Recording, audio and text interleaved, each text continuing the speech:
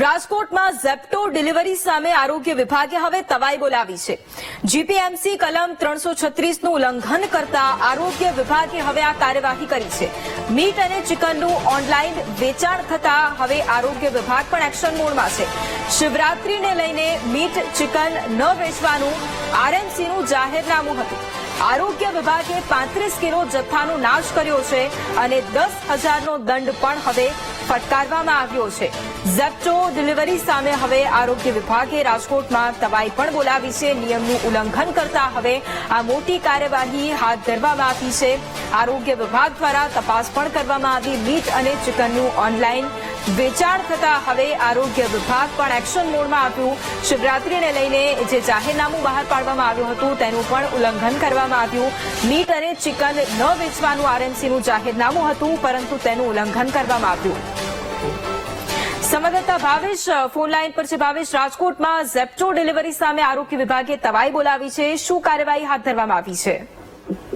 ચોક્કસથી વૈભવી જે પ્રમાણે હાલ શિવરાત્રીનો મહાપર્વ છે, આજે જેને લઈને કોર્પોરેશન દ્વારા શિવરાત્રીના મહાપર્વના દિવસે જે નોનવેજ છે તેના વેચાણ ઉપર પણ પ્રતિબંધ લગાવવામાં આવતો હોય છે। સાથે સાથે કતલખાના છે બંધ રાખવાનું જાહેરનામું જે છે તે બહાર પાડવામાં આવતું હોય છે, પરંતુ આ જાહેરનામાનો ભંગ થતો હોય તે પ્રકારની ઘટના રાજકોટમાં જોવા મળી છે।